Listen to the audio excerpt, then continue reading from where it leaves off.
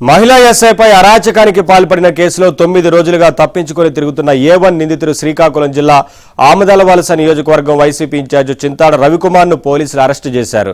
YCP అనుకూల మీడియాతో మాట్లాడేందుకు నిన్న రాత్రి తాను ఉన్న ప్రాంతానికి రిపోర్టర్లను రవి పిలిపించుకున్నారు. అప్పటికే పక్కా సమాచారంతో ఆ రిపోర్టర్ల కంటే ముందే వెళ్లి పోలీసులు నిఘా పెట్టారు. అనుకూల రిపోర్టర్లతో చింతాడ మాట్లాడుతున్న సమయంలో వ్యూహాత్మకంగా వ్యవహరించి అరెస్టు చేశారు. కాగా ఇదే కేసులో 21 మందిపై పోలీసులు కేసు నమోదు చేయగా నిన్న ఉదయం 9 మంది కోర్టులో లొంగిపోయారు. వీరికి స్థానిక కోర్టు 14 రోజుల రిమాండ్ విధించింది.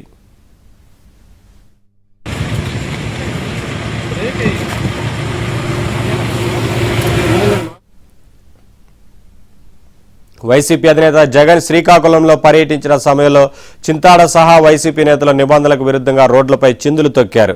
బందోబస్తు విధుల్లో ఉన్న బూర్జ పోలీసు స్టేషన్ మహిళా ఎస్ఐ ప్రవళికను నడి రోడ్డుపై అడ్డుకుని దుర్భాషలాడుతూ అరాచకానికి ఒడిగట్టారు. ఈ ఘటన రాష్ట్ర వ్యాప్తంగా తీవ్ర సంచలనం సృష్టించింది.